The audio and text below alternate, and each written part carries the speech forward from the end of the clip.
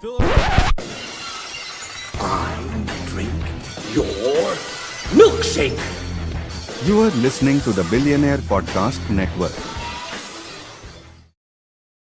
What a fellowship, what a joy divine, leaning on the everlasting arms. What a blessedness, what a peace is mine, leaning on the everlasting arms. Leaning on Jesus, leaning on Jesus, safe and secure from all alarms. Leaning on Jesus, leaning on Jesus, leaning on the everlasting arms. Oh, how sweet to walk in this pilgrim way, leaning on the everlasting arms. Oh, how bright the path grows from day to day, leaning on the everlasting arms. Leaning on Jesus, leaning on Jesus, safe and secure from all alarms. Leaning on Jesus, leaning on Jesus, leaning on the everlasting arms. What have I to dread? What have I to fear? Leaning on the everlasting arms. I have blessed peace with my Lord so near. Leaning on the everlasting arms. Leaning on Jesus, leaning on Jesus, safe and secure from all alarms. Leaning on Jesus, leaning on Jesus, leaning on the everlasting arms. Blessed be, praise be to the Most High. Welcome, everyone. Take your seats. Be seated, my flock.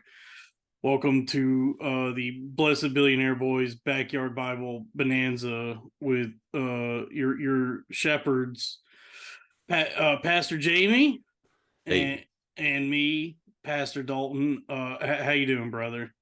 Dude, good, brother. Good to see you.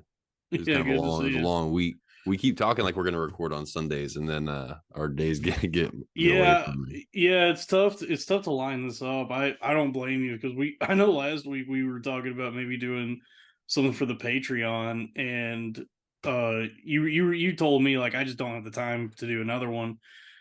Well, which is fair. Like, Yeah, and especially considering I know how much like this one's been, how often we have to readjust for this one. So yeah, I would hate to like get started on something and then later on be like, oh, dude, yeah, I'm just not, we got to stop this. Yeah, no, I get you. To me, it was like I totally get it. I get where he's coming from, and then it was just a stark reminder of like how little I have going on right now. Where I was like, Yeah. I could fit in a few more. I could do something. Yeah, but you're doing what you got to do. I mean, that's a whole different thing, and I actually commend it, and because I was reading it, I was like, oh man, Beowulf's about to be sick. Beowulf is sick. Because it is a poem. It's I forget what it's like alliterative something. It's like an alliterative poem. So I don't know how that works. I should. Well, I'm illiterate. So okay, yeah. Alliteration where the first letter of two words is the same or whatever. I don't know what it means when they say it's like an alliterative poem. But it does have its own like rhythm and pentameter. Is that the word? Shoot, it's beyond me. So I just decided like because I try to upload this solo show I do once a week. I try to have something in the can for that. And I missed the week prior, and I was like, well, what could I do this week? And I just decided to start reading Beowulf out loud. And so I got through like half of it, and it was like as I was reading it, because I haven't read it in years, but the weird thing is as I was reading it, I could like kind of feel the rhythm of it, like as a poem. I was like, oh, this is flowing nice. These are good words, good sentences. Yeah. You start rapping? Yeah, I was spitting bars, dude. Beowulf got bars. You throw a beat down, like, hey, hold on, let me. But yeah, it does kind of go along with what we've been talking about, because like I was reading it, and the main antagonist in the story, Grindle, in the story, does make reference that Grindle is a descendant of Cain. Interesting. Yeah.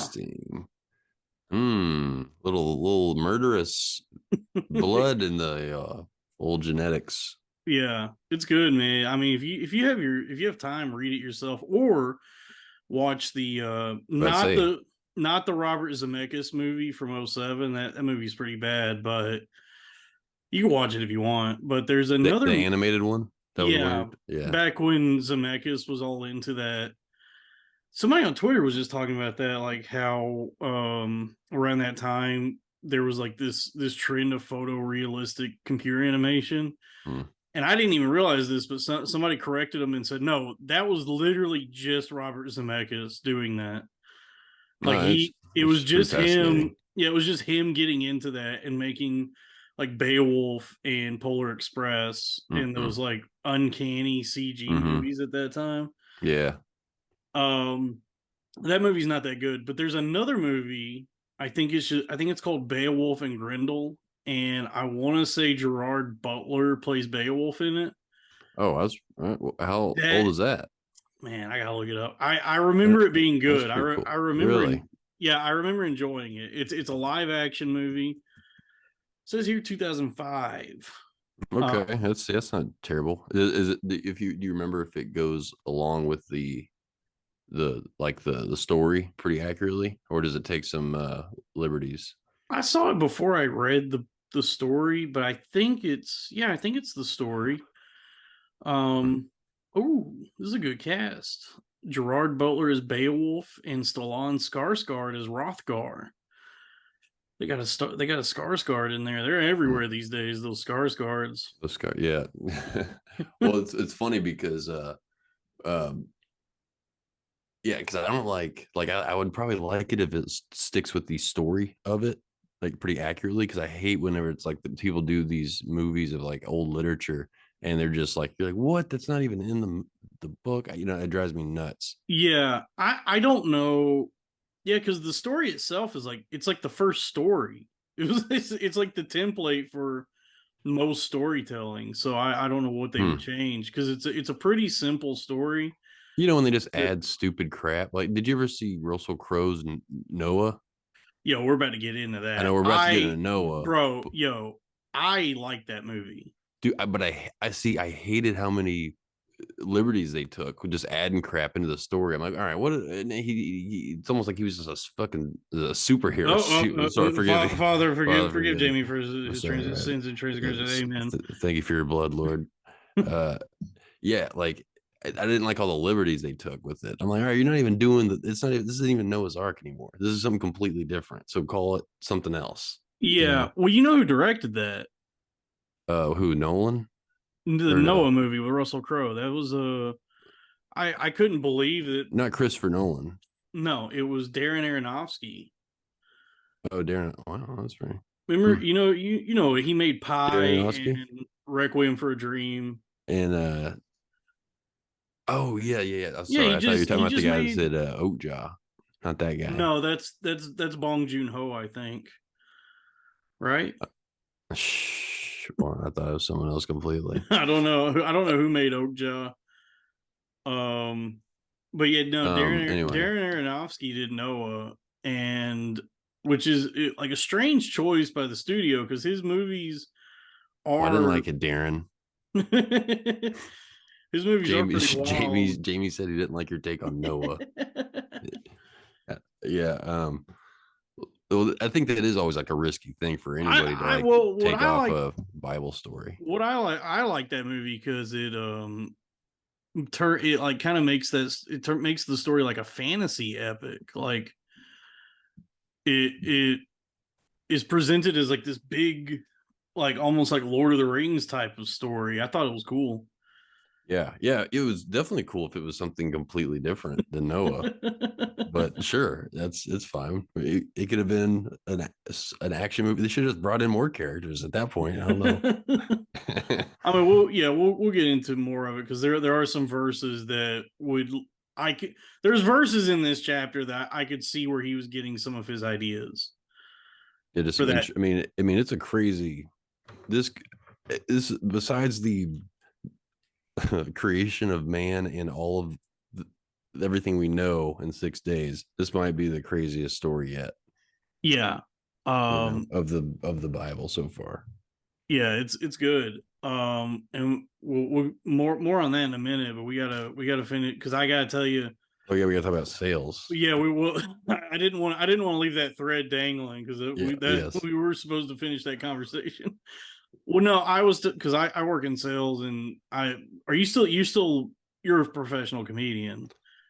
And Sure, but when I'm there's not a professional comedian, I wait tables and bartend. yeah, well, all those things go hand in hand. Like Louis J. Gomez of Gas Digital fame.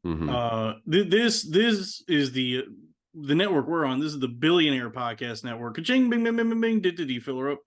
A subsidiary of Corn-Fed Industries, but I was kind of inspired by him because he's the proprietor of Gas Digital Network. But I remember he was telling me a couple of years ago that, and he said this publicly many times before because his background is in sales, that comedy is kind of in the same spirit as sales, that you're trying to like win people over and get them interested in what you have to say, and you are like effectively a type of salesman.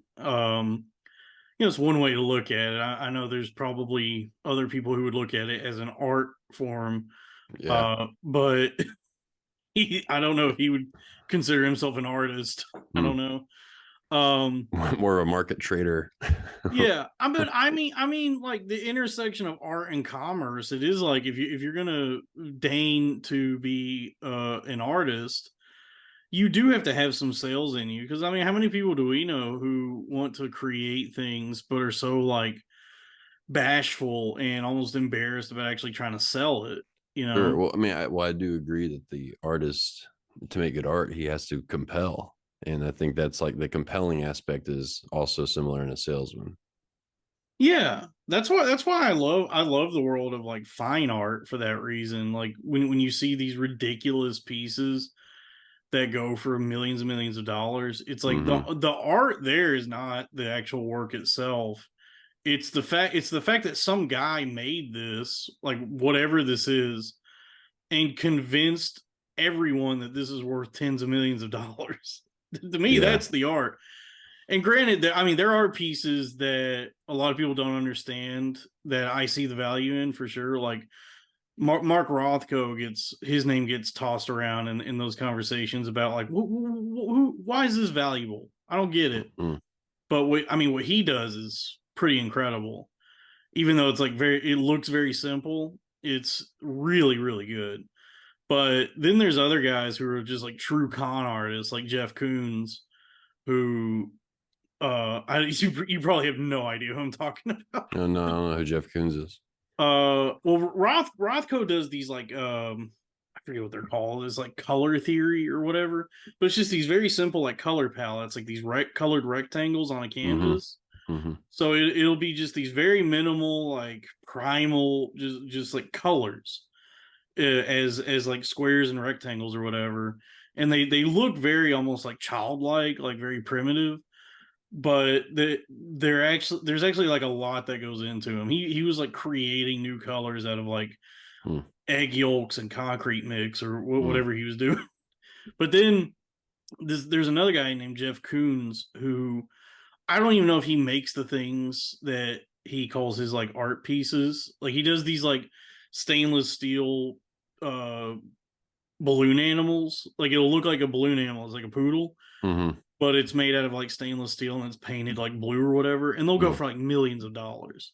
And he didn't even make it. He might have come up with the idea and then had like a team of his workers make it. Right. And he's just a through and through con artist. And to me, It's more That's like the modern art, like elitist modern art kind of. yeah, where it is just like an obvious scam, where it's like this might actually just be money laundering, or at the very Yeah, least yeah. What is this? yeah, at the very least this is just a scam. But that's the art to me, is just like being that interesting and compelling that you can sell Hmm. nonsense to people in that way, and that's sort of what a comedian does as well. But in terms of on the lower rungs, server and salesman, which is our respective day jobs, it is like, like as a server you do have to be genial and Hmm. placate your table so they'll leave you a big tip, so you are kind of fulfilling the role of a salesman in that way. And then if you're doing sales like I am, you have to, yeah, you definitely have to have the gift of gab and be kind of a smooth talker, and like win them over, because Hmm. Well, think like I about like, don't. yeah. Go ahead. Well, no, I was just gonna, like, I don't do cold calls. Like, at least what I do, like, everything's inbound, so people are calling me. Mm-hmm.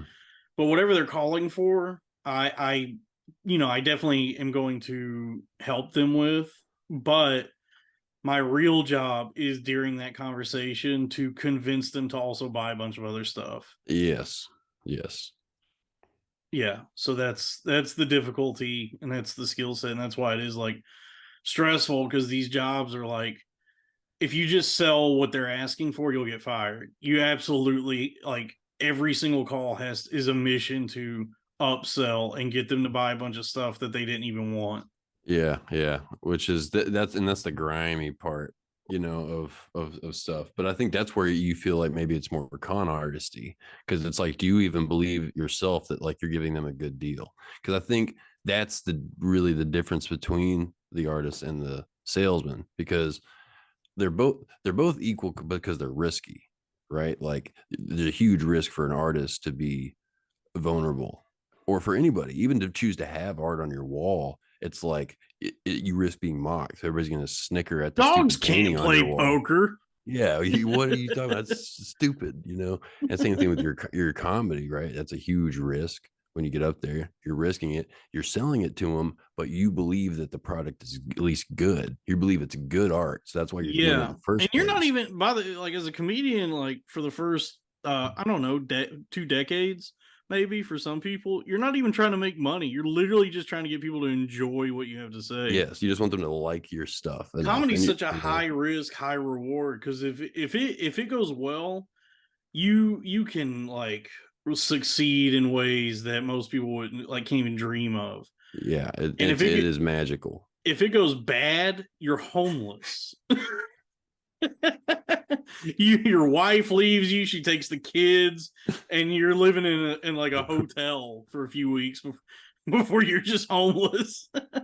Yes, yeah, and hopefully the dream is that you die in the hotel. Somebody was telling me, I don't know how true this is. Like, I haven't, like, looked into this, but somebody was telling me that Tim Dillon at one point, like, literally lost everything. That he had bought this house he couldn't afford for, like, hundreds of thousands of dollars, and Damn. it got like foreclosed on, and he was just like completely tits up. And now I think he owns like 4 different mansions in different Yeah, states. Like, he's so wealthy now. that's crazy. And Yeah, he's a well, like, good for he's a him. Glad con he came man. back. He's a great con man. He's a talented comedian, but I mean, he's a through and through con man. Well, that's the thing. If you can do like both, I guess at the same time, because like that, again, oh yeah, to wrap up my thought though on the difference between salesmen and comedians, right? Like salesmen don't always believe in their product. They have to do it because it's a job, right? Like, but you're also risking like the artist, because if they go on your recommendation, you risk looking stupid if the product's bad. So if I recommend a wine or a dish that they don't like, they know I'm trying to get a bigger tip. That's why I'm recommending that get something a little extra. But if it sucks, they're going to be mad at me. So I have to Yeah. also recommend a good product. And you too, you got to recommend like good packages. When people sometimes are like, dude, I'm trying to buy is that package even good? And you're like, I don't know. I just want the commission. It's like, Oh, it's all the that's same the other stuff. thing, is like with all of these things, like whether it's comedy or sales or serving, it's like the base pay is so bad Yeah, that the you're base like is so bad. you're like you are motivated because it's like, yo, if I don't sell anything, I'm getting paid so far below the poverty line that Yes. like you know That's exactly what I've it had is. I've had meetings in my job where there's supposed to be pep talks from like upper level guys who've been there like 20, 25 years, which I have never been able to wrap my head around at any job. Like, who would do this for 20 years? Yeah. But where they're trying to like inspire us, like, you gotta get out there and sell and get your commission, and they tell us because your base pay is below the poverty line, and I'm like, dude, what are you? Yeah. Well, yeah, same with servers. Servers, you get $2.13 an hour. Oh So yeah, it's it's like if you crazy. if you made 0 tips, you don't usually get a paycheck as a server because all of those, it just gets sucked out with taxes because of all the, Yeah. like credit card tips, they get counted. So you never see a paycheck. So literally, if you never got tipped as a waiter, you would never make any money. Yeah, well, I think at that point, it probably rarely happens, but like at that point, the restaurant does have to pay you at least minimum wage. Yeah, people just didn't tip anymore, which is crazy. Well, But did you see what Matt and Trey did? The South Park guys. oh yeah, they try to pay them all. Yeah, they bought like Casa Bonita was going out of business, so they bought it and like renovated it, and then I guess like kept everyone on staff that was working there and eliminated tipping, and they're just paying everyone base pay $30 an hour. And they were unhappy, right? No, I think everybody's stoked. I think they're Oh, like, really? oh I thought they yeah, were. See, I heard something they were pissed. I don't know. 30 an hour is pretty nice. I It mean, ain't bad. It's like stable because I know that with tipping you do stand to make more money than that depending on how nice the restaurant is. but usually that's a good average, though. I mean, serving a long time, that's a really good average. Like Yeah. per week, if you're, because I usually average it on a week basis. You know, like how much I'm making, for the amount of hours I worked in the week. And usually, yeah, if you can average 30, that's pretty solid. Dude, I've been like I've been racking my brain. Like, it's so crazy the disparity in like what people get paid for different jobs. Because like serving it's all over the place. Like I know places that make you wear a button down shirt and slacks and nice leather shoes. You probably Yeah. are making bank. But even like in the workforce, people talk all the time about like teachers and cops not making a lot of money, and they don't make a lot. They make, I think, like the starting salary for an NYPD officer is like somewhere around like $55,000 a year, Yeah, and it's pretty low. it is like, why would anyone take that job? That's my question. Is like, you would make more money doing like, there's so many other things you could do Yeah. to eke out a living, and, Yeah. I just don't Yeah. understand. I just can't wrap my head around it, and it's Yeah. it's crazy. Teaching for me, that's one I think I can't grasp how anybody would want to be a teacher. So you really got to want to teach.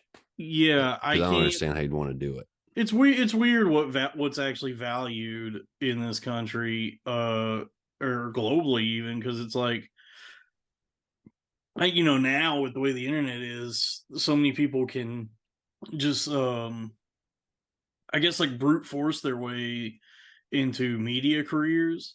Hmm.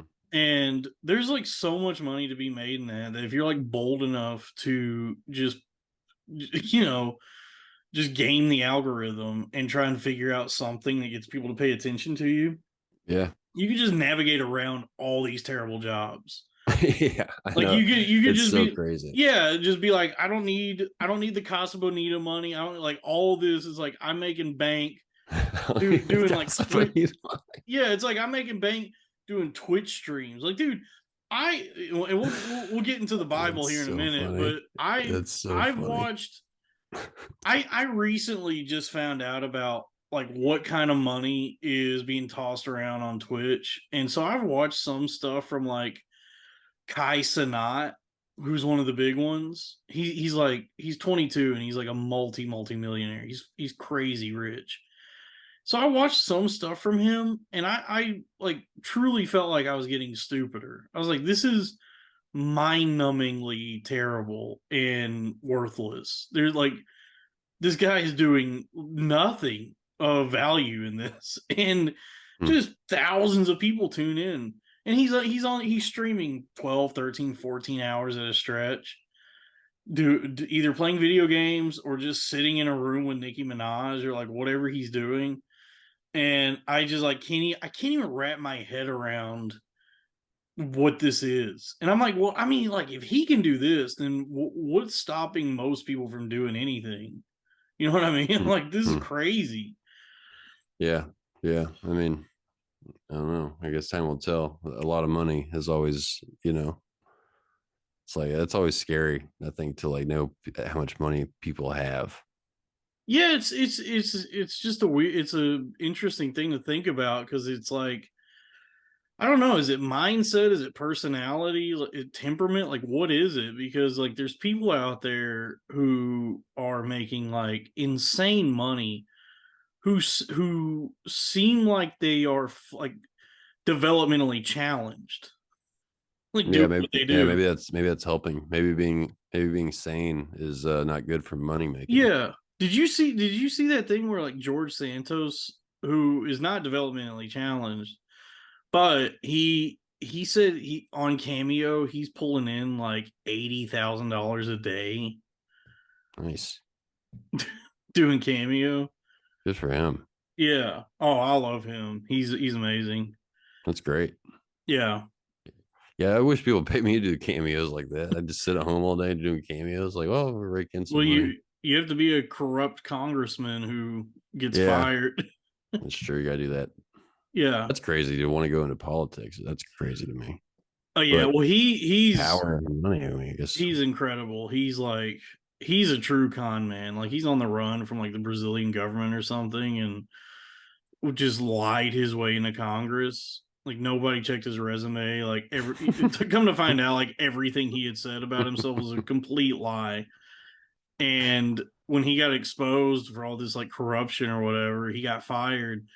And now he's just rolling with it. Now he knows that he's this like over the top big gay Joker type villain, and so he's just like, I'll just play this up.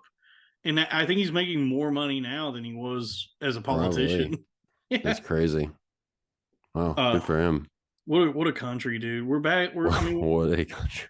Dude, I mean, we're back to like early 20th century times in terms of like what's the possibilities for con artists and snake oil salesmen now, where it's like you could just like if you speak to enough people and just have a bit of a silver tongue, you can weasel your way into a nice life nowadays. And I don't think that existed prior to social media. No, you can make a fake life. I mean, the people that are conning people, like those, like the Tinder swindler or whatever that guy is. Oh yeah, that was crazy. He was just conning these ladies out of all this money. Yeah, you see, the system wants to grind this out of you. They send you to what's effectively a prison for 12 years, school, and they beat the like social mores and what is expected of you as an adult. They just beat that into you, and they crush any childlike whimsy and playfulness you might have. And then you go to college, and now you're just saddled in debt, and then you have to go get a job, and that's where all the spark, the flame within you is finally snuffed out. And it's those people who can rediscover the sort of like childlike aspect of themselves, that's willing to just have a good time, lie, to pretend. That's that's sort of what I'm talking about. That's what we see in George Santos, a pretender. Pretending. Yeah. Oh man. But we're men of God. We don't lie, we don't cheat, we don't steal. At least we don't try, or at least not anymore for me. I mean, when I went crazy, I certainly did all of those things to other people and myself. Yeah. Just like, just looking at all these different accounts when I came out of it and being like, well, this is a problem. But I'm better now. And that's why I had to rediscover the good book, which is what brings us here today, ladies and gentlemen. Yeah, and it was really no different our time in Noah's. Yeah, there's wickedness upon the earth. There was a lot of wickedness going on, a lot of crazy stuff. Yeah, because that's what we're getting into today with Genesis chapter 6. Dude, Still, the trip sixes. the trip sixes, or the trip, yeah, no, not the trip sixes. Don't do that. Oh, No, that's the mark of the yeah, beast. no. It's the Oh, double. that's It's right. the That's double. right. It's the double trends. The double trend, the Yeah, trinities. sextuple B. Hit him with the double trend. Yes, the double trend. The double trend. And the double trend is 6. Today's chapter. Yeah, chapter 6. We're getting into it. This is where it starts to ramp up. Quite a Gotta bit. put a ramp on the arc, Yes, and what do we say? It was like 10 generations past Adam. Noah Yeah, was. I think so. Yeah, I think so. We don't have to go through all the lineage again. Yeah, Yeah, that was fun for the listener. but yeah, let's get into it. So chapter 6, verse 1, and once again, I'm reading from the King James. Chapter 6, verse 1. And it came to pass when men began to multiply on the face of the earth, and daughters were born unto them, that the sons of God saw the daughters of men that they were fair, and they took them wives of all which they chose. So this is where men start getting aroused. It sounds like, And it sounds a little aggressive. yeah. This is sort of the beginning of boobs and butts guys, ogling women, looking at them, going, "Hey, have you guys ever noticed that these broads are fair? That's a fair woman over there." Dude, they are. Mine says were attractive. Like they were. See those girls over there? They're attractive. Yeah, They're fair. Some fair maidens. yeah. That's what I'm interpreting from this, is that now there's more and more people, and what they're noticing, sociologically, now, is that men are sexually attracted to women. Yeah, You know? big time. Well, it's that last little part that bothers me. And they took as their wives any they chose. It's like this might be a little bit more like a force. They took them If you know what I'm wives saying. of all which they. Yeah, I mean, I don't think women had a lot of agency at this time. So if you were a man, dude, that would have been nice. Dude, if you're a man, you just go up to a woman and be like, "Hey, you're my wife now." Says who? Me. I'm a man. I think that's exactly what they're saying. It's Yeah. like, yeah, you're coming with me. Yeah, and there were no Gotcha. laws written yet that you couldn't have multiple wives. So you could just go around and be like, you as well.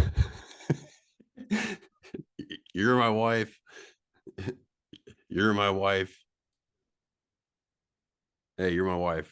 Yeah. You think it was ever like Netflix, where it's like you have too many options, or you're just like, man, there's no so many women, but none that I really want to have sex with right now. Like all those women are, yeah, no, not Yeah. them. Maybe there's probably guys today who have that issue. Not I. Uh Well, when you don't have to fight for them, it says, I mean, that must have been a lot easier yeah. when they weren't given a lot of lip. Oh yeah. Yeah, the only lip they were given was between their legs. If you know what I mean. Uh,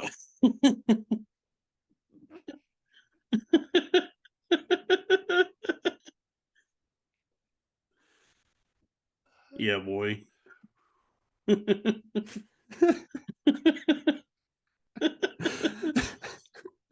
Ooh, that got me good. All right. I can't laugh at that. Can't laugh at that. That's sinful. That's I carnal sin. It's a good one. Uh, So anyway, so the sons and daughters were raping chicks. you think it was that forceful? Yeah, yeah. Yeah, they took wives any they chose.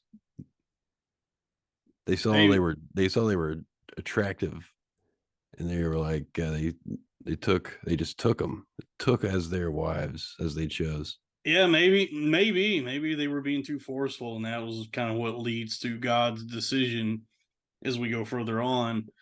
Um, verse 3, and the Lord said, my spirit shall not always strive with man, for that he also is flesh. Yet his days shall be 120 years. So God has set upon the age, the max.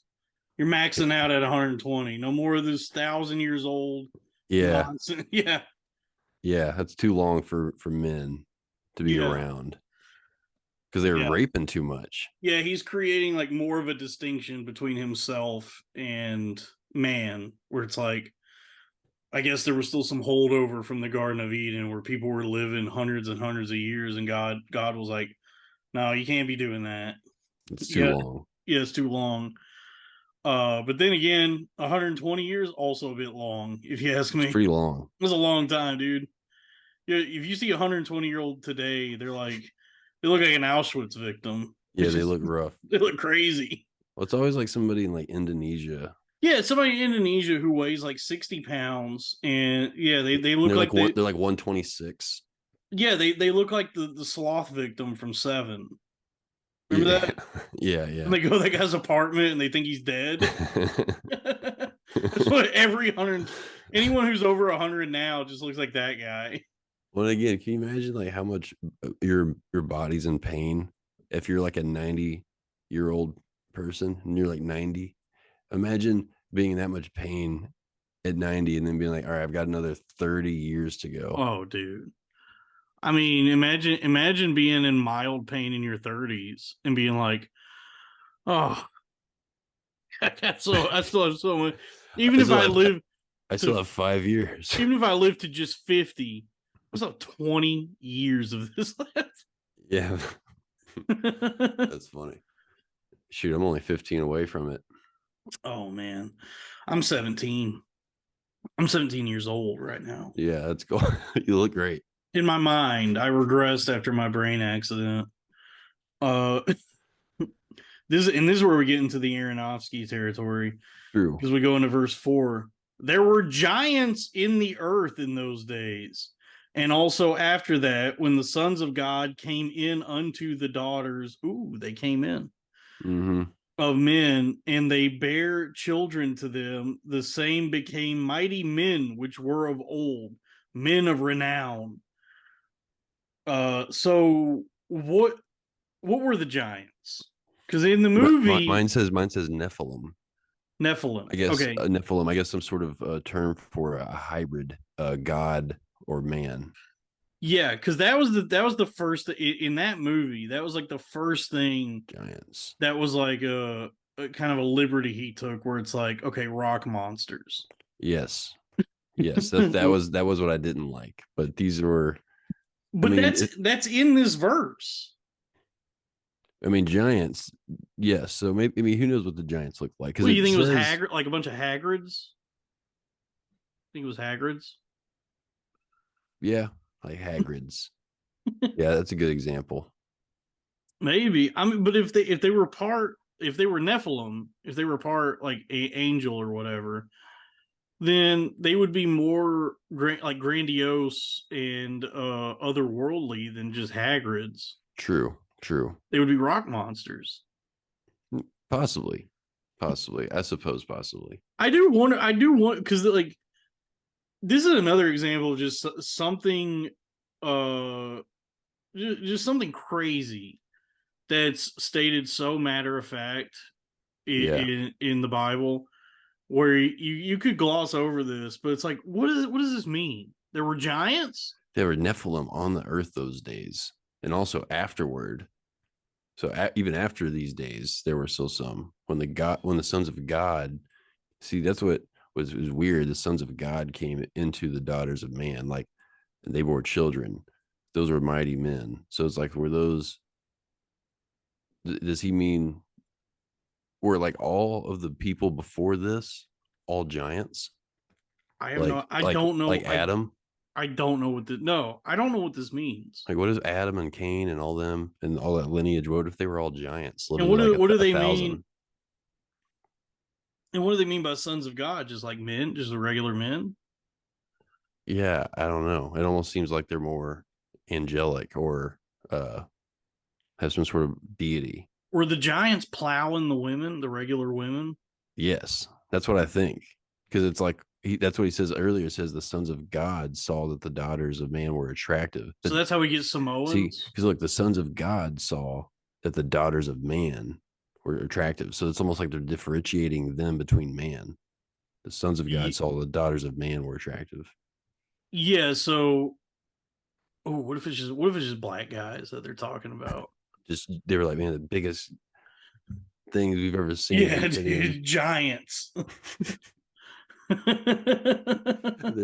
were just, well, God wasn't having it. He said that you're slanging too much D. Yeah, God, that was what God was most upset about, was race mixing. He's like, stop this.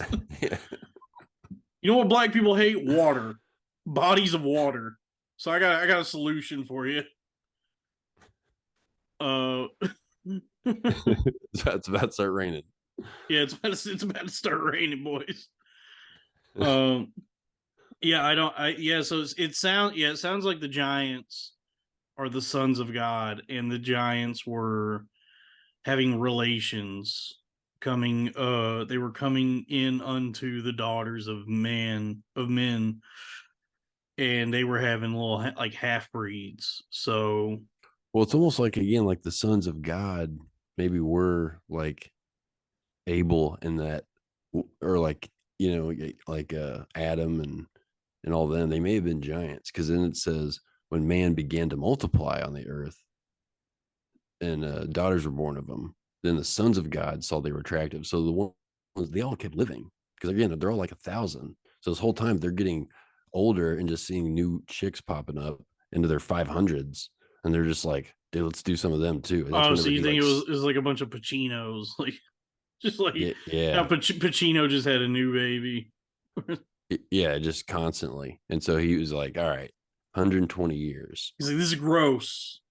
Yes. God was like, kids. This age gap is unacceptable. Yes. Half 400 years plus 7. That's the 11th commandment. Half plus 7.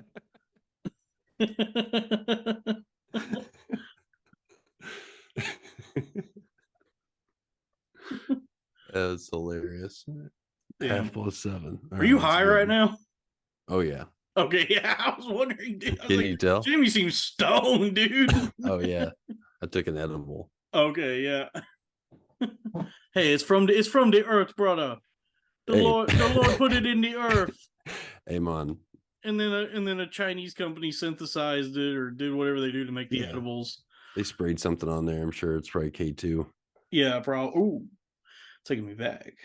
You know, got me through probation. So yeah, everybody I went to high school with the same. Yeah, I got an ankle monitor. I got to smoke this Chinese poison. Spice. They're calling it spice. Yeah. Yeah, I would get high. I'd rather freak out for 20 minutes and then throw up. It sounds like a nice night. Yeah. I'd rather smoke something labeled potpourri because I got an ankle monitor on right now. We're taking huge bong rips of K2. Want to come over? Oh, I've done that. Yeah, same. We were hitting so bad. You remember in Dirty Dirty Work with Norm Macdonald. Yeah. Remember whenever he eats those brownies and he goes into that weird fit? Yeah. That's how I looked. He sees the devil. Yes, that's how I looked doing K2 too many times. Oh yeah, I've been there. I was like, this is awful. Those experiences were so bad. Sometimes I wonder if I never came out of it. Like the life I'm living is just an extended hallucination, and I'll snap out of it, and then I'm 18 again in my friend's garage, and I'm just like, "What, dude? What happened?" He's like, "Yeah, you took a couple big hits like a few minutes ago, and you've just been spaced out." And I'm like, "It's been 30 years in there." Is it 30 years? Yeah. Oh my gosh. Well, I can assure you, you're not. Okay. But I'm pretty sure this is real. what if that's what this life is? When we pass away, we come out of a like a salvia trip in our real bodies. That'd be wild. Well, Gus, maybe I'll see you there. Yeah, maybe. We're like some kind of that was crazy. Yeah, we're actually some kind of bug creatures. Yeah, we thought we were human. I dreamt I was some sort of ape descended hominid. Thank God we're just rubbing antennas on each other. Yeah, thank God. Yeah, we're not. Yeah, we don't have vocal cords. We're just rubbing antennas to talk to each other. That's cool. Man. Yeah, we're that's just crazy. Thank God we're still bugs.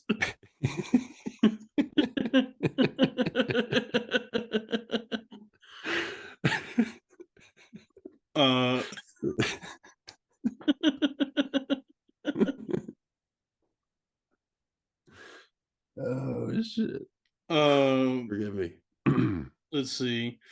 Going on to verse 5. And so, God, there's crazy people. I'm not even stoned. I just, that was just a straight sober thought from me. That's a good one. Going on to verse 5. And God saw that the wickedness of man was great in the earth, and that every imagination of the thoughts of his heart was only evil continually. That's not giving us a lot of credit. We can think of nice things. Well, man, that's a rough amount of wickedness on the earth. Just every man is just thinking about raping and murder. It's just like, man, they're not having any good thoughts down there. Yeah, not at all. Well, they're living too long. So yeah, they're all just screwing and murdering. Yeah. Raping, they're raping and murdering. They're savages. Wickedness, yeah. They're just pure savage, just barbarians at this point. Yeah, I guess too much like lead in the paint or something. Just a lot of questions for him too. I mean, just beginning of man, who's right, everybody's exploring, tons of questions. Oh yeah. Yeah, and there was no direction. Like there was no religion or any sort of guidance yet, unless maybe God, I guess God was still part of the earth, or maybe talking to some people, but it sounds like it was just wild. It was the wild times. Yeah, because it is up earlier in verse 3 he says, the Lord says, my spirit shall not abide man forever, for he is flesh. So it's like it's almost like his spirit himself left us. So it's like that's whenever he did, like you said, he kind of disassociated it from us a little bit more. He separated himself from us because we were so wicked.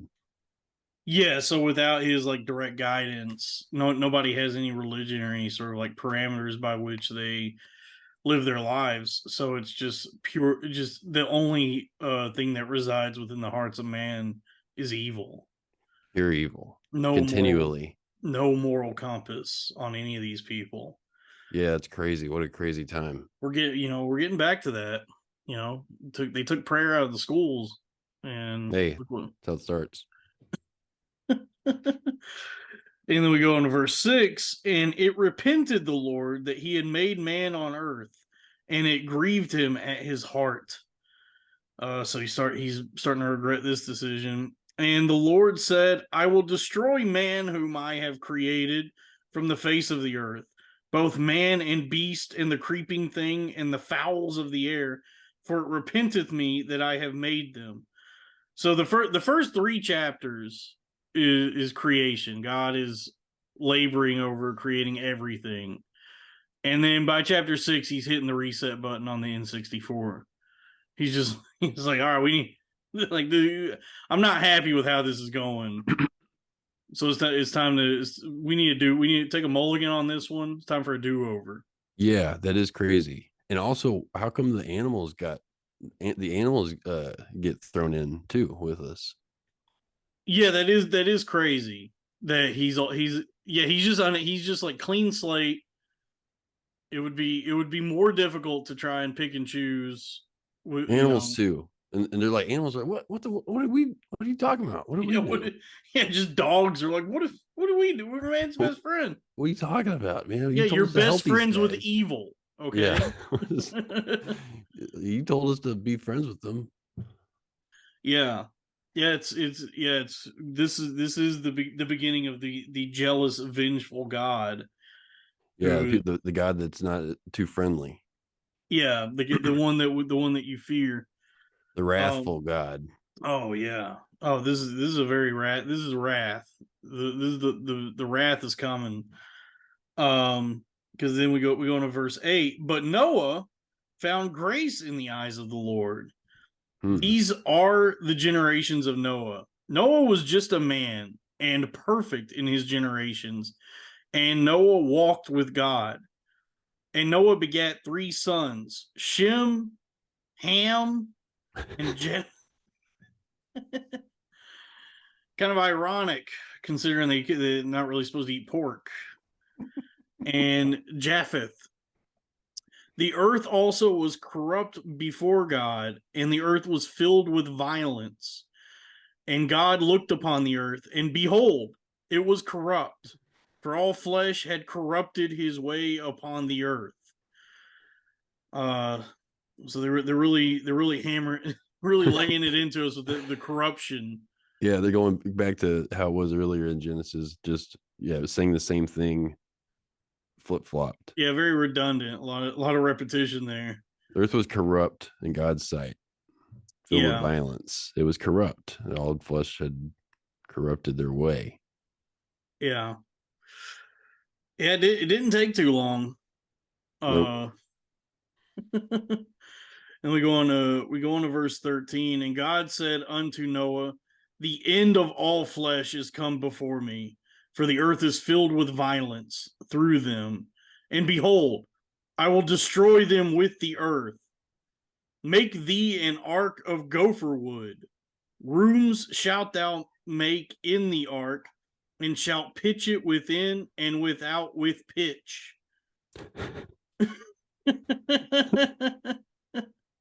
Yeah, Noah was becoming the first weekend warrior, the first DIY guy. You make rooms in the ark and cover it inside and out with pitch. Yes, I don't know what pitch means. No, but gopher wood, interesting choice. Yeah, I don't know what that is either. I don't know what gopher wood is. I don't know. It sounds like good wood though. Gopher wood sounds like good stuff. I thought gophers were one of the beasts. I didn't know they grew on trees.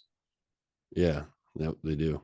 You know, I thought they danced at golf courses. And the gophers. Yeah. Dude, I just watched that movie again recently, and it holds up. It's good. So well. Caddyshack is good.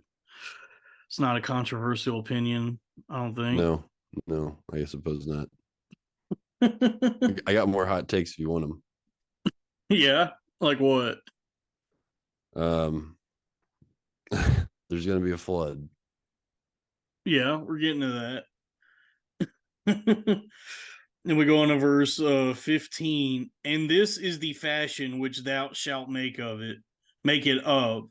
The length of the ark shall be 300 cubits, the breadth of it 50 cubits, and the height of it 30 cubits. Oh, so this is the first math equation.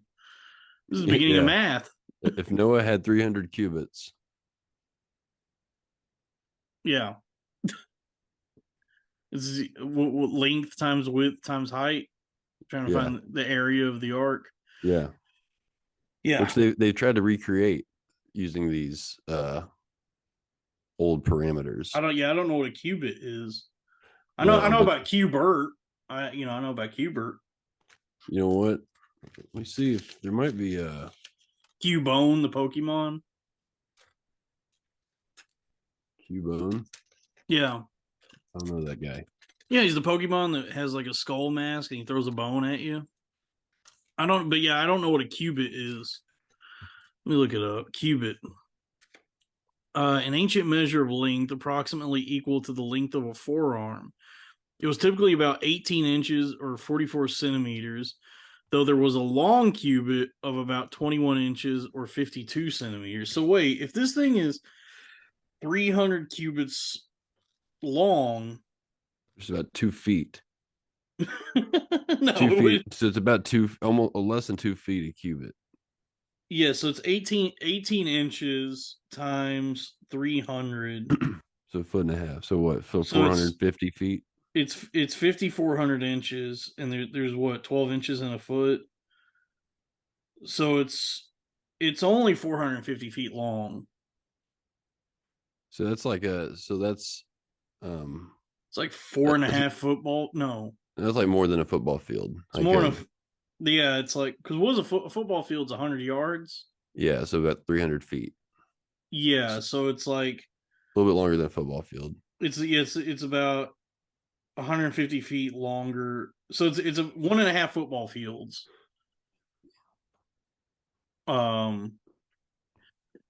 So Right. Exactly. yeah, That's pretty long. I mean it's pretty long. Was the Titanic that big? Well, and 50 cubits wide and 30 cubits high. So 45 feet tall. And So the Titanic was 883 feet long. Just to give you some perspective. was how long? 883 feet. So Okay. it's the arc is Roughly much half smaller. Yeah, it's like half of a Titanic, thereabouts. A little bit longer than half of a Titanic. Interesting. Yeah. So yeah, it's not. I mean, it's not that big. It's not that big, but it's also not holding 3,000 people or 4,000 people. No, but it is holding Noah and his family, and we'll find out 2 of every animal. And a lot of animals. A That's lot of true. That's a animals. lot to keep up with. Yeah, but I mean, relatively speaking, with like what we Which have animals? yeah, because like what do I we lose have you. now? Let's see what the biggest. Let's see how long is the biggest ship in the world. The Seawise Giant is 1,504 feet long. So that's how many arcs is that? That's it's like almost 3.5 arcs. The Seawise Giant, which is I guess the biggest ship ever. There you are. Dang. Can you hear me? Yeah, what's up? My bad. I was gone for a second. I didn't hear any of that. You didn't hear about the Seawise Giant? Nope. So the biggest ship it looks like is the Seawise Giant.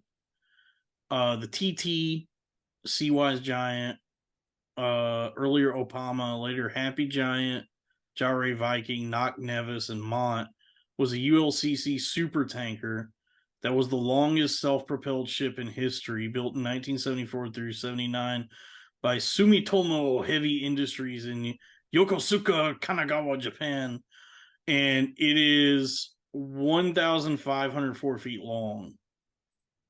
1,500? 1,504 feet. So it's roughly 3.342 arcs. That's a lot. Yes, a lot. So yeah. So okay, it's all right. And that was a cargo ship, probably. Is that what it said? It's a super tanker. So whatever that means. Super tanker. It's hauling something. Yeah, I don't know. But it's not the largest ship by gross tonnage, is what it says. Folks, you're listening to Boat Talk. This is Talking boat. boats. I could throw that B on the end of this thing. Yeah. Septuple V. Yeah, septuple and boats Boat and boats. and boats. Um, That's good. yeah, then we go to verse 16. A window shalt thou make to the ark, and in a cubit shalt thou finish it above. And the door of the ark shalt thou set in the side thereof, with lower, second, and third stories shalt thou make it. God's just giving him schematics. Like, this is just a blueprint. Go to the Home Depot. Go to the Home Depot, get you some gopher wood, and do a little DIY, little Bob Vila. Check this out. I'm going to show you how to make because think about it. Whoever did come up with the first idea of the boat was, he was probably like, yeah, God told me. Yo, what's up? Boats Clutch. Honestly, boats are awesome. It's amazing that they work because they're so heavy, but they float on the water. Yes. So to figure that out, you would be pretty much like, yeah, I had vision from God, and people be like, yeah, I believe it. Like, honestly, if I didn't know that there were people who knew math and science, and I saw a boat, I would assume like, oh, this is some sort of like divine object. Like, this is supernatural in its origin. Because how could something this big and heavy float on the water? This is crazy. Yeah, you wouldn't. Yeah, like who would really chance wasting time building something like that? Because they would probably be thinking this will never, like you said. Yeah, boats are incredible. This is scratching the autism part of my brain where it's like we take it for granted, but boats are pretty awesome. Boats are amazing, and we totally need them. Yeah. And it would be like those stories, like, those, I don't know how true this is, but those stories of like indigenous people, like natives, who when they first saw boats, they just couldn't comprehend what it was that they were looking at when like the colonists and like Europeans first came over here to America. The natives were just like, whoa, I don't even know what this is. Yeah, I think it's huge. Especially those giant sails on them. We've come so far with boats. Like, have you seen Apocalypto? Yes. Yeah, that scene is great at the very remember end. The end of it where it's like it's coming to this like showdown between Jaguar Paw and this rival tribe, and then the other tribesman just falls to his knees because he sees a boat, and he's like, "Yo, what is this?" Yeah, what are we looking at right here? Yeah, it's a crazy scene. It's a great movie. Yeah. Oh, dude.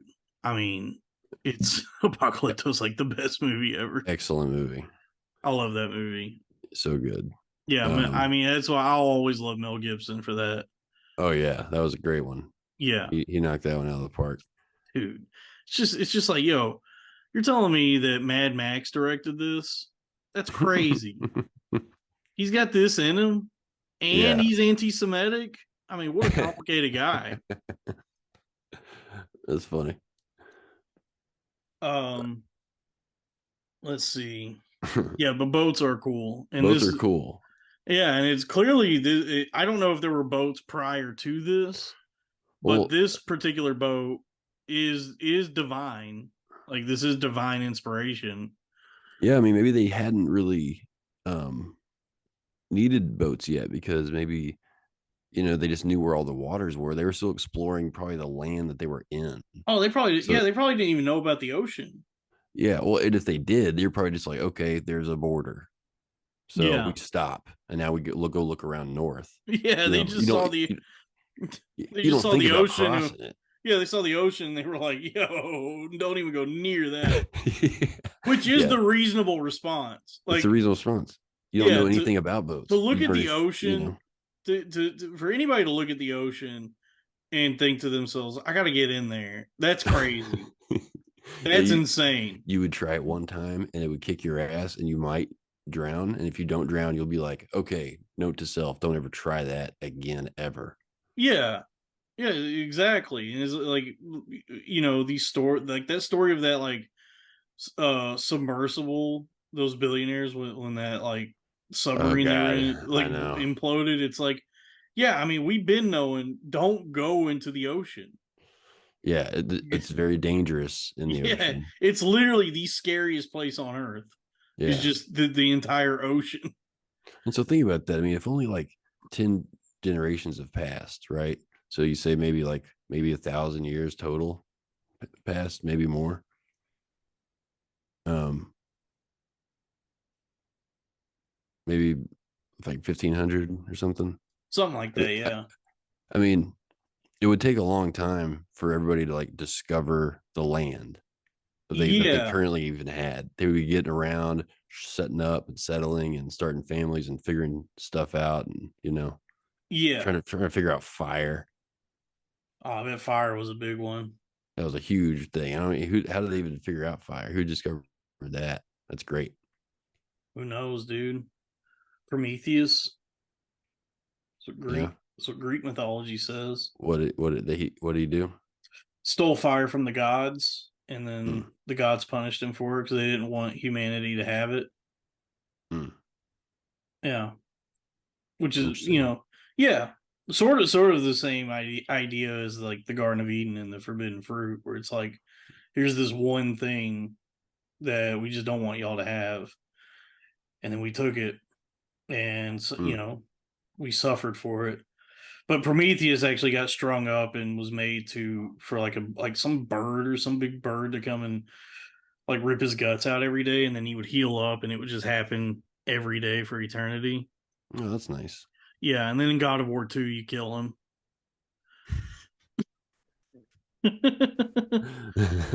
Wait, who do you kill? Prometheus. Oh, okay. There's a part in God of War 2 where you come up on Prometheus, and Kratos kills him Hmm. finally. That's nice. Yeah. Puts him out of his misery. A, a That's rare good. act of benevolence for Kratos in those days, but didn't mean anything. That Kratos would kill anything in his path, so it just it was part of his quest to just destroy the gods. You Hmm. know, he wasn't doing it out Wow, of wow, any how sort of foolish. benevolence or trying to end Prometheus's suffering. It just needed to be done to Yeah, continue. Yeah. Um, but Kratos has softened up since those days. He's a softie now. yeah. Yes. He didn't do much. No, he's living in like Scandinavia or like Norway, like Norse lands, and he's got a son, and he regrets those days. That's nice. Yeah, He sounds like he's caring now. yeah. Have you not played any of the new God of Wars? No, no, I never played any God of Wars. Oh, really? No. Yo, dog, you love them. Yeah, yeah, Yeah, I mean, it's perfect for an edible for sure. yeah. Oh, dude, All right. yeah. I would highly recommend at least Highly. I would highly recommend playing all the main ones, but if you don't want to spend that much time, at least play part 3 before you start on the new ones. All right. Yeah. I'll have to get some. Yeah. But I would recommend 1, 2, 3, and then the new one that came out in like 2018 called God of War. And then the sequel to that is God of War Ragnarok. That sounds like a lot to do. What is it on? PlayStation 4 and 5. I have to It's get good. a PlayStation. Okay, well never mind then. Just watch people play it on YouTube or something. Well, no, now I want to play it. It's good, dude. It's good. Um, Can't be like, hey, Jamie, you got to do this like $1,000 awesome thing. yeah. Um, Just watch it on YouTube. and so moving on to that's what I do with most video games now is I just watch it on YouTube. But we move on to verse 17, and What do you play behold, video games? I, even I, do bring a flood of waters upon the earth to destroy all flesh, wherein is the breath of life from under heaven, and everything that is in the earth shall die. But with thee will I establish my covenant, and thou shalt come into the ark, thou and thy sons, and thy wife, and thy sons' wife with thee,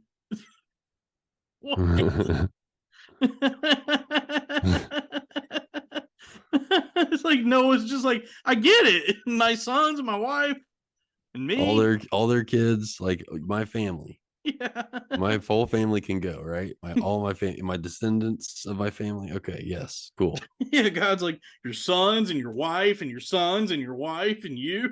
Your sons' wives and your sons' wives' Yeah. sons. Uh that was He's like, cool. yeah, that was a crazy sentence. And then we go to 19. And of every living thing of all flesh, two of every sort shalt thou bring into the ark to keep them alive with thee. They shall be male and female, two genders, of fowls after.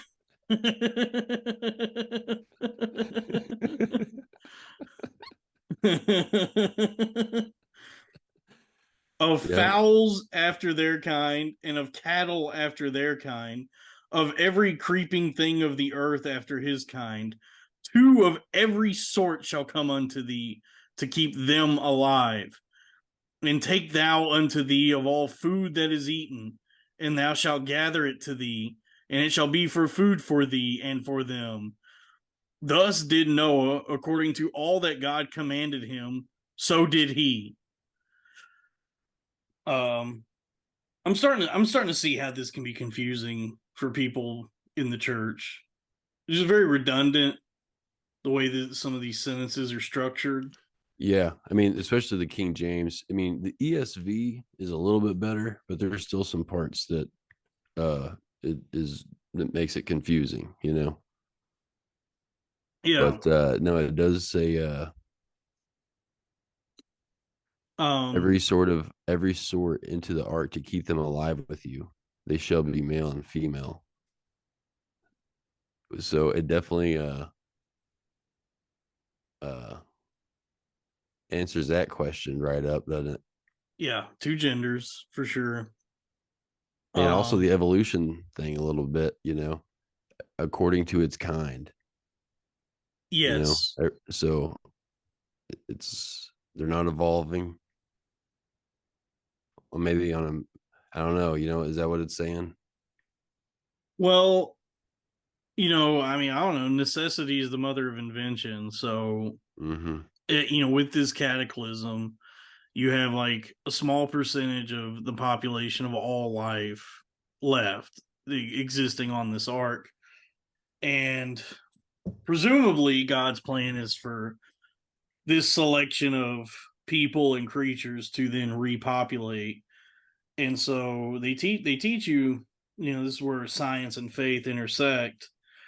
They do teach you that with uh inbreeding, I guess would be the word I would use, that there would have to be in this instance, that it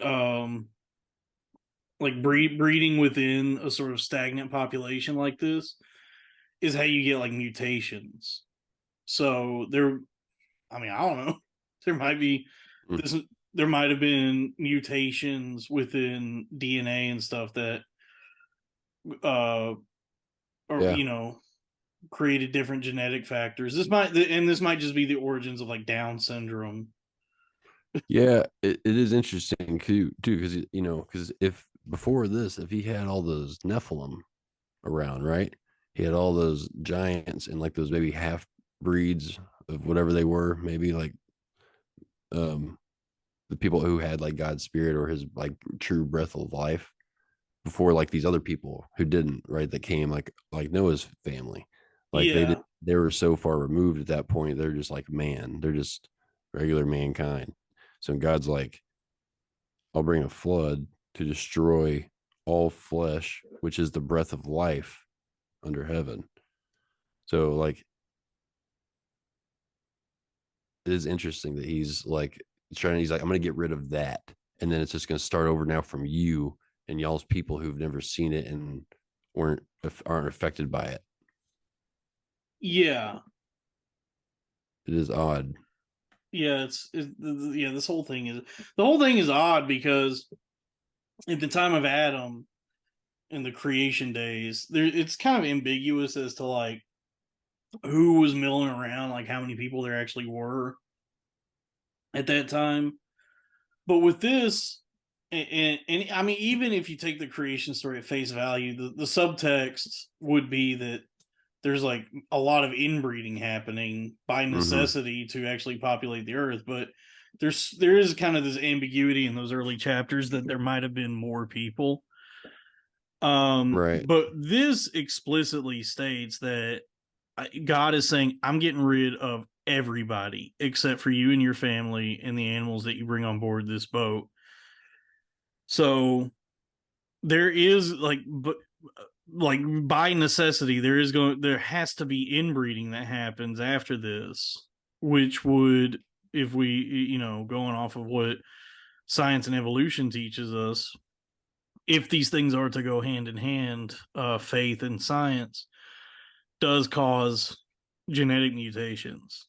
Because like for any sort of like genetic stability to happen, to what we know now, even at this point, starting over with Noah's family, I mean, his son's wives are coming. So like really the biggest breakdown could be those sons,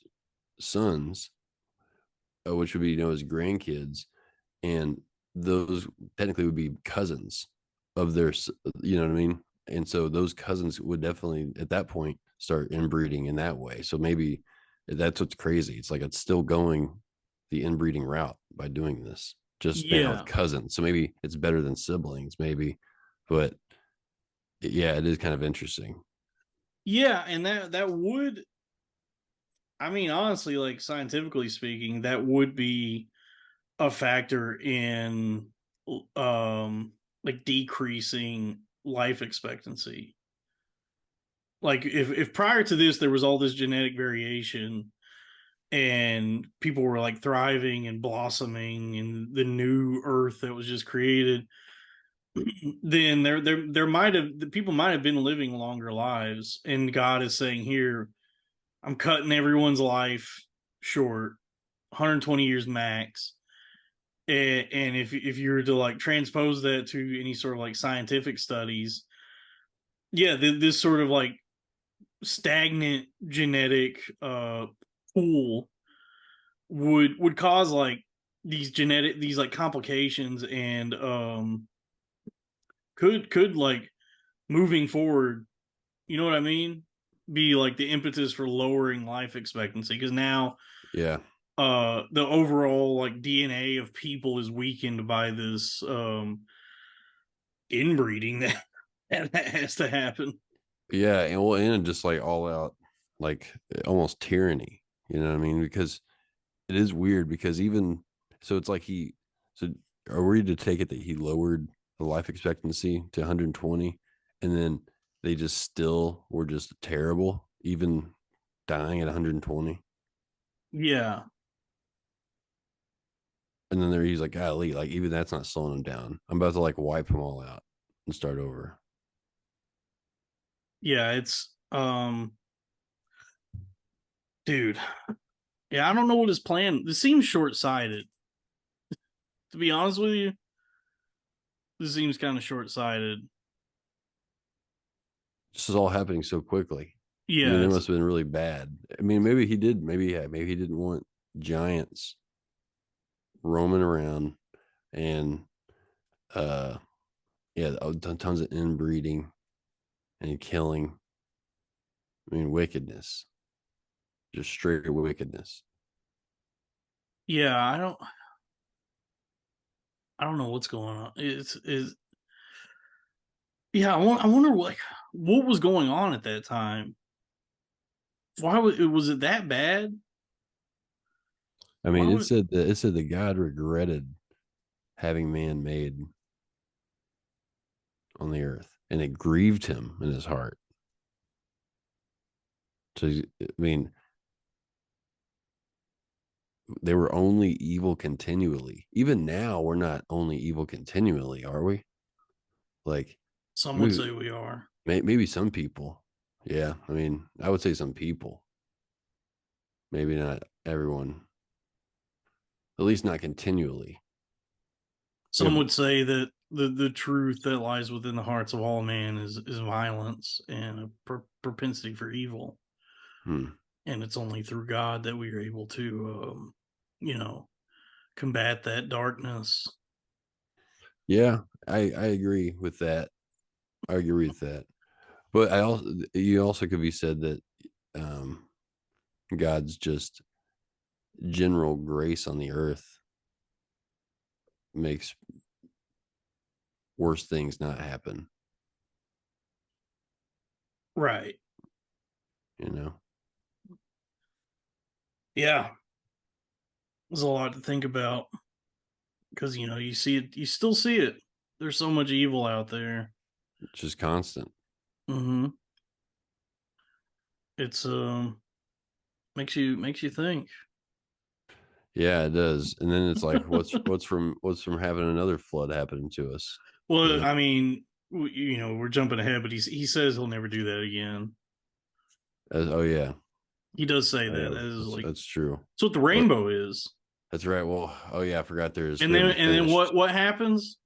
The gays took it. Yep, Took they did. They took it, and so did Skittles. And the gays and Skittles. And Skittles did too, which I feel like Skittles is kind of a gay thing anyway. Yeah, I don't really like Skittles, to be honest with you. So yeah, it sucks that it's kind of a lower tier candy that adopted the rainbow. I'll eat Skittles. I'll eat them. Someone gives me a pack of Skittles, they're going down. I prefer licorice and gummies. Yeah, I like gummies. Wait, licorice? You like Twizzlers? Twizzlers, my favorite, I would say, is Wiley Wallaby Australian licorice, which is like a thick chode. What's the flavor? Strawberry, watermelon, cherry. It comes in different flavors. That's probably my favorite. Twizzlers are too kind of plasticky almost. Wait, where do I have to buy this stuff? Wiley Wallaby? Yeah. I see it at the Dollar General. I see it at gas stations. Might be a regional thing. I don't know. It's good. There's another brand that's really good that I can't remember, but it's a fancier brand. Twizzlers in terms of licorice are definitely a lower tier. They're just the most popular. There's better licorices out there for sure. I'm gonna try watermelon licorice and I'm gonna see if I like it. Usually I'm not a big licorice fan, but maybe I've been eating the wrong kind of licorice. It's so good. Watermelon licorice is so good. Well, so this is weird. I hate watermelon, but I love artificial watermelon. Of course, yeah, I get that. I mean, I like watermelon, but I certainly really enjoy watermelon flavored candy. Yes, it's the best. It is good. I love candy. Candy rules. Dude, candy's awesome. Yeah, we gotta have something. Yeah. Well, you're just high right now. I can't do anything, so it is like candy and Arizona teas. Yeah. And I'm drinking a Dr. Pepper right now. I broke my fast last time. Last time I think I did it. I hadn't broken my fast yet, but I was going like no alcohol or weed or cigarettes, and I caved on all of them. But we're still trucking. Okay. Just pray for forgiveness. Yes, that's important. That's important. So the flood is coming. God gave Noah the IKEA manual for this ark. Yeah. Pretty nice instructions. Yeah. And he's like, they're all going to come to you. He said, yeah, and every living thing. It does say in verse 21, this is kind of odd because it does say, and take thou unto thee of all food that is eaten, and thou shalt gather it to thee, and it shall be for food for thee and for them. But it's like the food that is eaten, it's like, well, that's also the animals. So like, what do you want? What am I taking? Well, I guess at this point they weren't. I think that's what he's trying to say. Like, obviously, like don't eat these animals. Yeah, but there were no preservation methods at this time. So is God saying like, be sure to take some like steaks and chicken breasts? And it's like, well, I got no way to keep those fresh. Like that's all gonna go bad in like a day. I don't know. Yeah, I That's a don't good know. point. That is a good point because yeah, the produce would be bad after. Everything's gonna go rotten pretty quickly. I mean, even if you buy vegetables and just put them in the crisper drawer in your fridge, Yeah, they go bad in a week. they turn black and get slimy pretty quickly. Yeah, I never really thought about that, and this is jumping ahead too, but they were on the ark for a year. It rained for 40 days. Everybody knows that, but 40 days, 40 nights. But they were on the ark for a year. So yeah, what were they eating? I mean, unless I think they were looking at each other like a cartoon, and someone's head turns into a cheeseburger. and they're like, you don't need that many sons. Yeah, Noah's looking at his wife and sons, and one person's head turns into a chicken leg. And Yeah, he's like they've been sucking on this watermelon licorice for 6 months. Yeah. Yeah, this is powerful stuff. This is crazy. I mean, Yeah. quite a response from God after, like you said, just a few short chapters of man. Yeah, he worked so hard on this and is just like start over. Yeah. Flip the monopoly board over. Mm. Yeah, it is crazy. But I know that feeling. I know that feeling when you're just too in the weeds, everything's too messy, and it's like it would be better just to burn this down and start over than to try and fix this. I've been there. I'm there now in my life. We all have our own floods, personally, metaphorically speaking. Like we all have moments, we all have those times in our lives that are our own floods where it's like just everything is, comes pouring down on us. And it's only through God's grace and divinity that we survive. I think that's the takeaway here. Is Noah walked with God, and I don't know to what degree that's literal. It might be saying that Noah walked with God in spirit, that he was just a righteous man. Righteous man, a blameless in his generation, and which his generation was full of wickedness, right? In the earth. So maybe just a person abstaining from wickedness.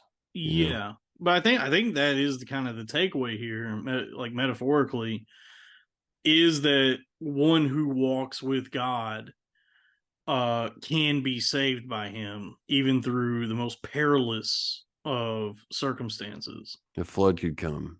Yeah, because the flood came in my life, and I only started to see a light at the end of the tunnel when I picked up the good book. So I think that's like what we're supposed to take away from this parable, this story, is that to walk with God is to receive his grace. Yeah. I mean, in spite of he made a covenant with them. Yeah, in spite of the evil and wickedness that resides in our hearts. Yeah. Well, and again, like it's a promise. Yeah. Like making a covenant. Yeah, because though Noah were perfect, he was still susceptible to that evil and wickedness. That's still there within him. He just cast it aside, and did not give in to those proclivities, and chose instead to walk with God. But being of flesh, being a man, he easily could have been just as evil as anyone else. Yeah. Oh yeah. I mean, yeah, he could have been however wicked they were. I mean, he was surrounded by it as it was. But he chose to walk alone. I'm sure his family probably got laughed at or picked on. I'd Being imagine. Jewish. Yeah, he's Jewish, thinks he's goody two shoes, keeps his family away. He's probably pretty quiet, like keeps Yeah. his, you know, you're not making a lot of friends walking the good path. No, it's always been a minority to be righteous. You're Yeah, always kind of on the outskirts, and that's why community is so important. community's huge. The community of the church is just what we're building here. Because that's where you find the other people who are at least trying to walk with God. Yeah, And very difficult thing. yeah, and that's what people were lacking at this time was that community. There was no church, there was no place to go to receive guidance, and so man's heart was wicked. Yeah, it's a And free for all. It's the Wild West. yeah, and so there was just this one guy and his family that were perfect, or at least okay enough, that God spoke to them and was like, "All right, you guys are cool." Yeah, yeah. You know? He at least had some sort of set of moral. He had some virtue. You Yeah, know, which makes sense though. He came from the line of Adam. Well, I guess everybody did, but through Seth. yeah, yes, man. It's amazing what you discover when you read the Bible. It's a living book. You're always learning new things.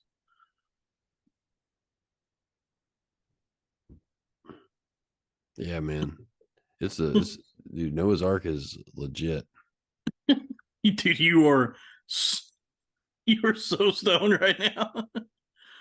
Dude, you ever read the Bible when you're high? Yeah.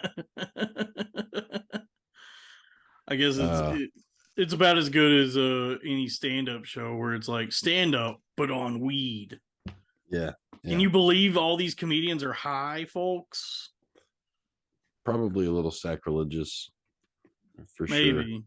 But Maybe. But I mean, how many Southern preachers are sipping a little bit of the devil's juice during a sermon, hitting the mason jar?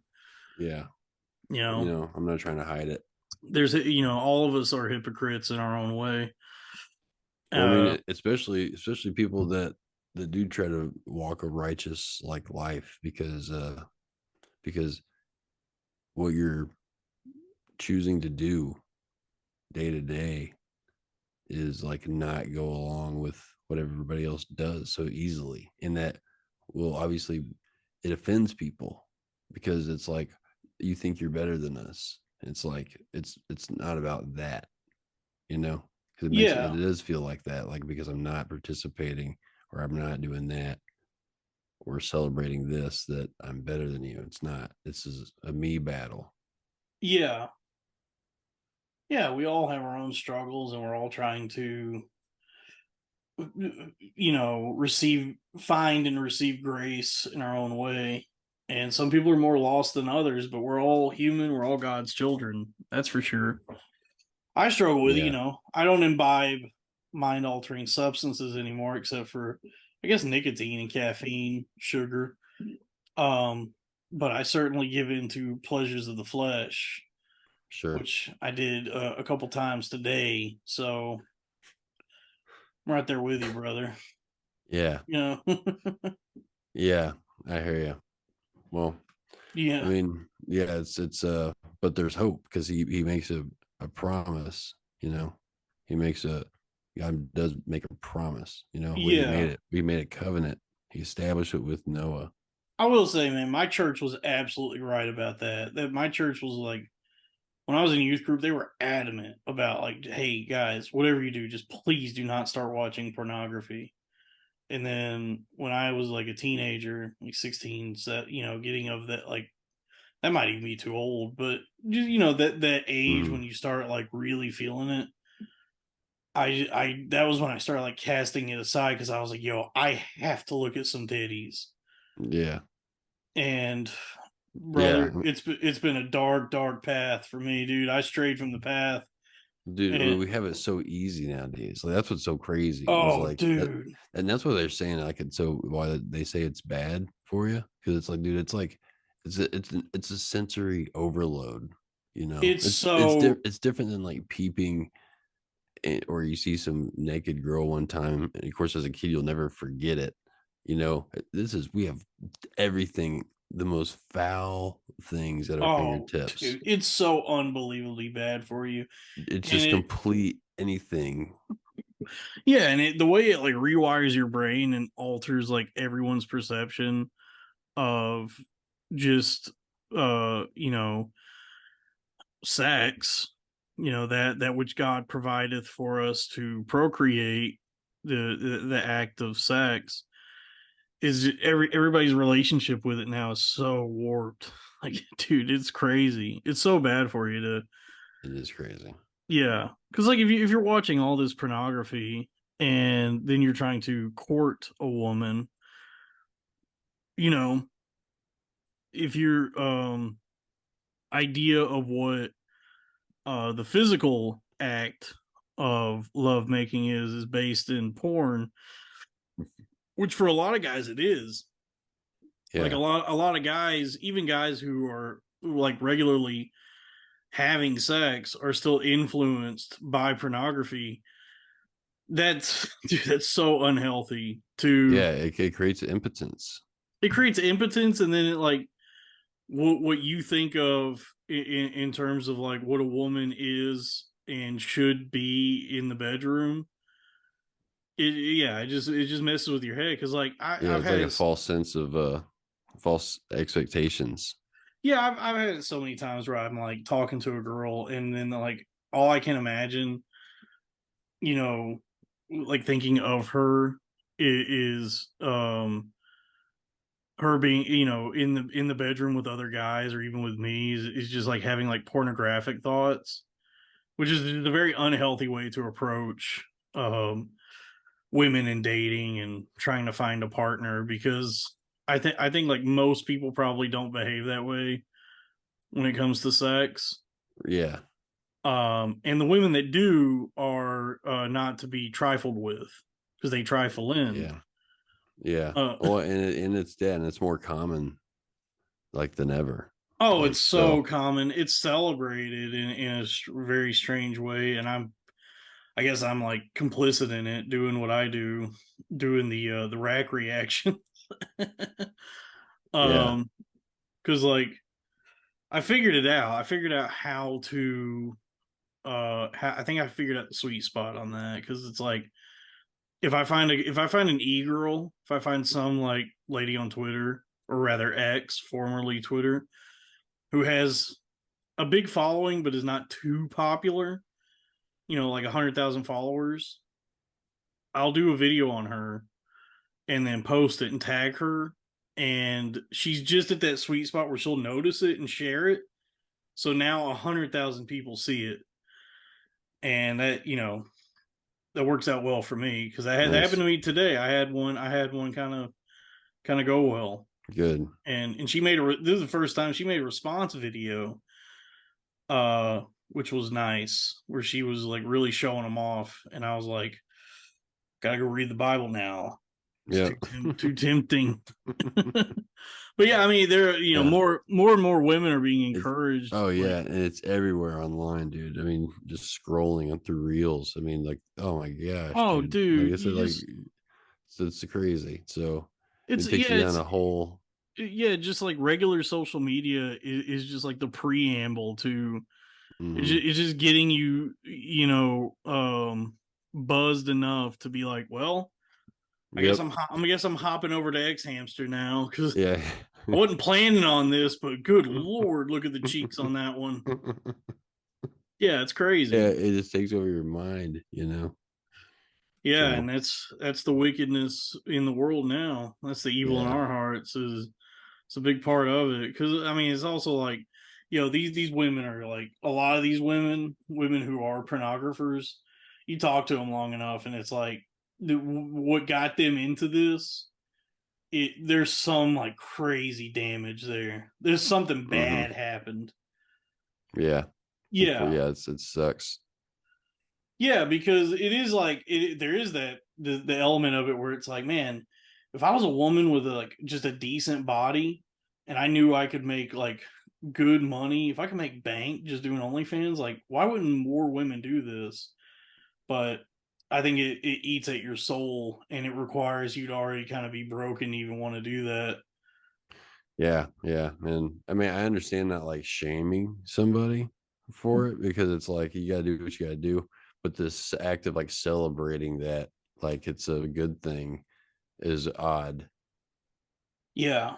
It's just Like it is that like philosophy. whenever you go to like a Cracker Barrel and you see your server is just smoking hot and you're like, lady, do you know how much money you can make Yeah, doing OnlyFans? But it's like, yeah, she might be a good Christian girl. It might be like, hey, I'd rather make slave wages at Cracker Barrel with my 2-star apron than yeah. to And honestly, that's like pretty it's pretty noble. I mean, you think about it, so many girls could do that, if they, maybe it weren't, I guess, so restricted. I mean, if that's the way you would word it, really, but it's like, yeah, not necessarily, because it's an intimate thing. yeah, man, very wicked times we live in. Very wicked times. But Yeah, hey, at least another flood ain't coming. at least we got the rainbows. Yeah, it'll just be thermonuclear destruction. Yeah. It'd Well, it won't be a flood. be a flood of fire, dude. Won't be a flood. Yeah, yeah, exactly. But hey, he made a covenant with Noah. Yeah. We're gonna get there. We'll get there in the coming weeks. Yeah, we're still just in the beginnings of Genesis. We still have a good solid year left of this book. Do Yeah, you have anything you want to plug? we'll get Coldplay through it. 2? Yeah, actually, Coldplay 2 is going to be performing at the Addison Improv Oh, January 7th. It's a nice. Sunday. Yeah, get your tickets online. Addison Improv, um, January 7th. Coldplay 2 is going to be headlining. I'm really excited. Nice. Check us out. Coldplay 2 Band is our Instagram handle. Coldplay 2 Okay. Band. Yeah. And as for me, folks, just keep watching everything on the Billionaire Podcast Network. Ching, bing, bing, bing, bing, bing, did you fill her up? A subsidiary of Cornfed Industries. Yeah, keep watching these. Stay tuned for more Bible, Blessed Billionaire, Boys Backyard Bible Bonanza, and boats. And boats. Septuple for the time being. And yeah, rack reactions. Trying to post at least one a day. Content. Yeah, and just tell folks, tell your friends, share it online that this exists, that this channel exists, that we're doing this. Jamie will get paid when we get paid. I'll make That's sure why I'm that here, guys. The money. I'll make sure everyone on the Billionaire Podcast Network, ka-ching, bing, bing, bing, bing, bing, did he fill her up? Subsidiary of Cornfed Industries. I'll make sure everyone gets paid. So yeah, speaking of, when the collection plate comes your way, folks, if you can leave a little tithing, patreon.com Guys. /cornfed with Dalton Pruitt. Hi to the church, guys.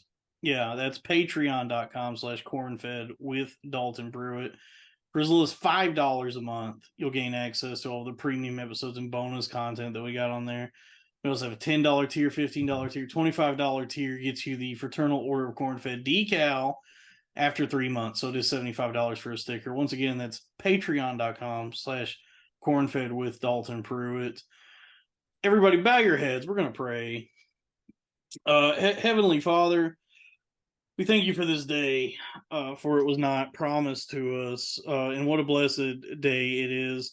Thank you for all of the blessings you have showered and continue to shower upon us. We know that it is only through your love and grace and the sacrifice of your one and only Son, Jesus Christ, that we are able to be absolved of our sins and one day enter into the kingdom of heaven.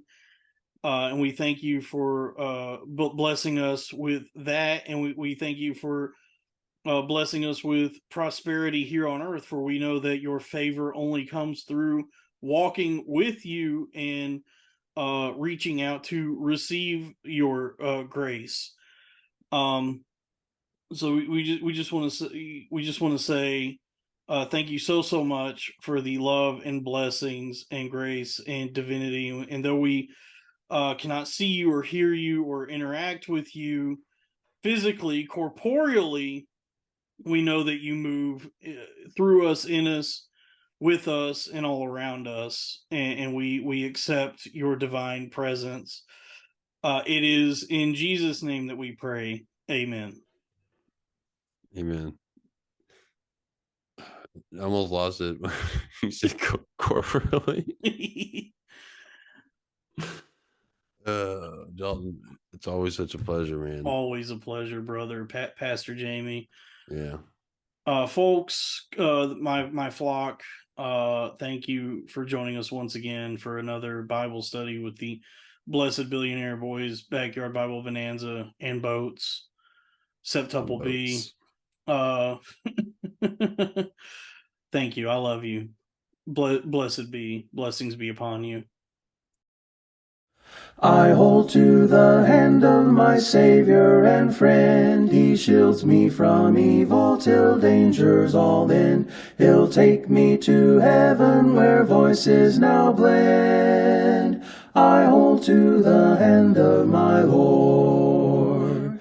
Daily I hold to the scarred hand of my dear Lord, Savior and King, till I am saved in that glad home where angels of God praises now sing. Ever he leads me so gently along, where sparkling pure still waters flow, and tells me of heaven above, where I ever long to go.